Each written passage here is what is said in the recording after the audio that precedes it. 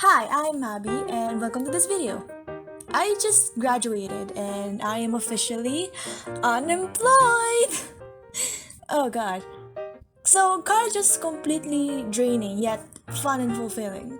Now that I'm done, I ask myself, what now? Then I thought maybe before looking for a job, maybe before studying for the entrance exams, I should start an art tutorial. Because growing up, I was always self taught in art, and I want to pass on what I learned to starting artists. I've always been asked art questions such as how do you do line art so smoothly? How do you draw expressions and poses so expressive? How do you color digitally? And I mostly learned those from observation and copying. And maybe I would like to teach people what I learned. So, welcome to episode 1 of Mavi's Drawing Tutorials. And today, we're gonna learn how to draw expressive character poses.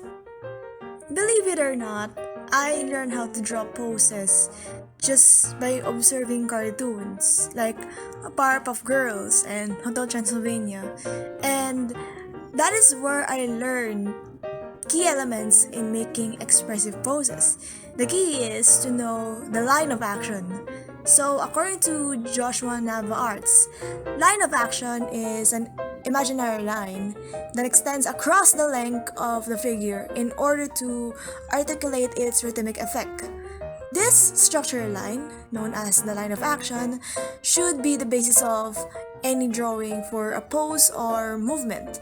As we can see on this example, see how the curved lines are used as a basis for a flowy pose?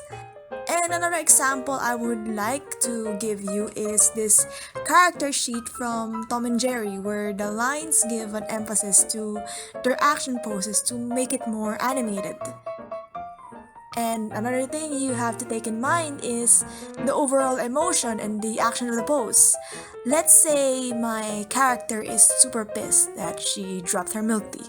Let's give the pissed off emotion more emphasis by drawing these tense and scrunch body language.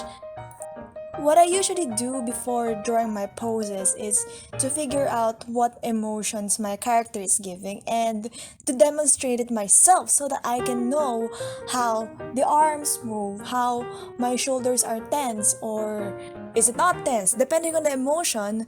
And other than that, you should also have hand language that expresses the emotions of your characters. When your character is holding a prop, you have to take into consideration what is the weight of the prop. Let's say I have a bag, and let's say that my bag is heavy. So, we're going to highlight the gravity and the weight of the bag. Let's say that when you're carrying something heavy, maybe you'd be slouched, maybe you'd have a hard time carrying it. So I would make a curved line of action, there it is, and have my character scrunched up carrying my bag.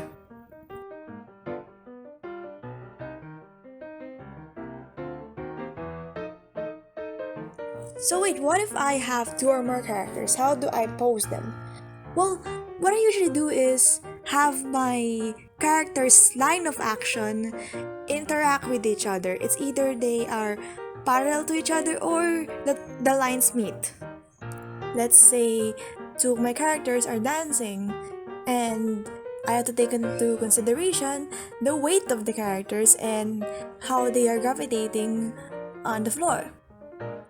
I usually make my characters' lines of action interact with each other, whether it will be parallel or asymmetrical or symmetrical, or whether these lines meet each other.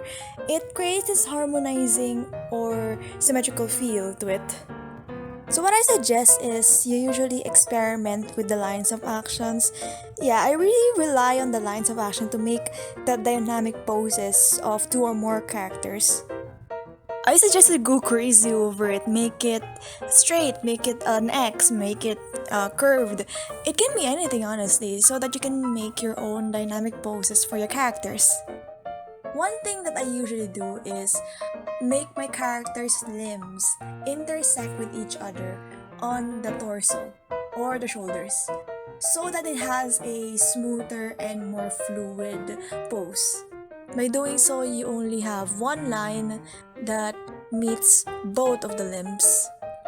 Let's say, for example, I'm drawing someone running. Well, it's fine if you don't really follow this rule, but keep in mind that this is how I do it so that it's more fluid. Instead of drawing each limb on the sketch, I just draw them into one straight line for them to intersect, and it creates a more fluid pose, just like this one. So yeah, what I usually keep in mind when posing my characters is the line of action, and if it's two or more characters, how the lines of action interact with each other. And another thing I keep in mind is the emotion, the weight of the character or the prop, and that's pretty much about it. And with observation and trial and error, you can learn. So don't pressure yourself into being the best. As long as you're learning and it's all trial and error, you'll be fine.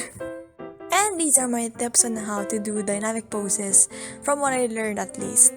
And I hope it really helps you. So remember, it's all trial and error, so you don't have to pressure yourself. And I really hope it helps because it's the first time I'm actually doing an art tutorial or teaching art in general. And I never really learned art in learning from people. It's more like I learned art from observation and trial and error. I really had fun making this video and I hope it helps you as well. So I hope you keep on believing in yourself and I hope you take care. I will see you on the next video.